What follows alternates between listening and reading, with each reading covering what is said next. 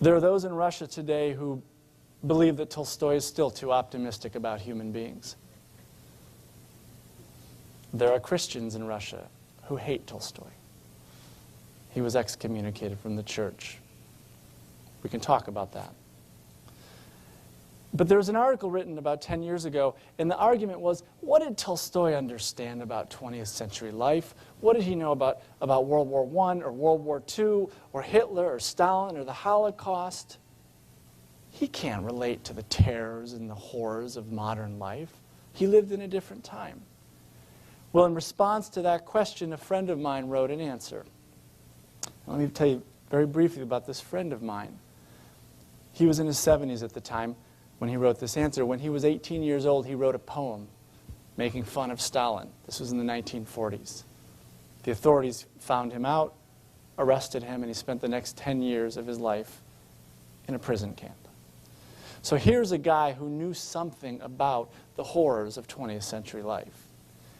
And what he said is, if there ever were a writer who understands the lies that we tell ourselves, the brutality that human beings exhibit, it's Tolstoy.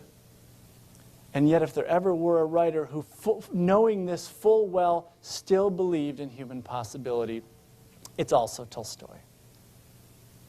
Tolstoy himself responded to this criticism of being too idealistic in his own time. And the kingdom of God is within you. He used the image of a river.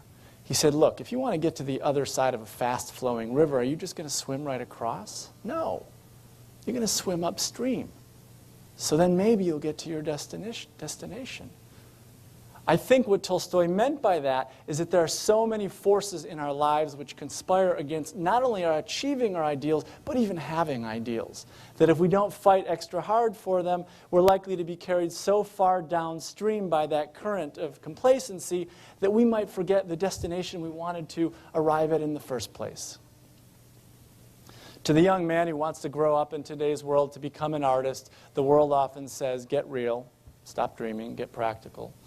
To the young Ernest Crosby, who gave up his entire profession to dedicate himself to Tolstoy, the world, in the voice of his father, said, why would you do something like that? To the young Mahatma Gandhi, the world said, hostility and divisiveness and a struggle for power are the ways of life. Accept it. But Gandhi wouldn't accept it, nor would Crosby. And to them and to all of us, Tolstoy says, and you don't accept it either.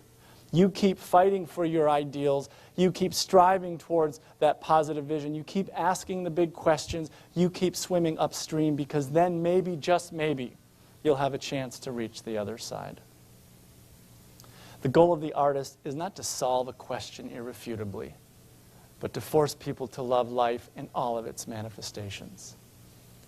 Tolstoy continued. He said, if I were told that I could write a work in which I would resolve all of the social questions of the day, I wouldn't spend 2 hours on such a work. But if I knew that what I write will be read by the children of today in 20 years, and that they will laugh and weep and fall in love with life because of it, then I dedicate all of my time and all of my energy to such a work. As we continue to laugh and to weep, and to have a deeper appreciation of life because of Tolstoy's extraordinary art, nearly 150 years after he wrote those words, I think we can all be grateful that he had the courage to choose the path that he did.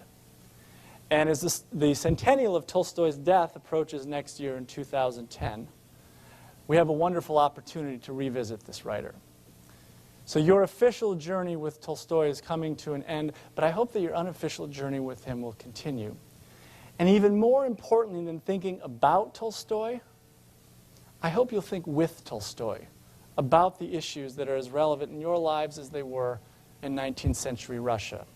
Because perhaps the greatest way that we can express our gratitude to Tolstoy for his courage is by finding the courage within ourselves to reconnect with what's truly most important in our own lives. Thank you.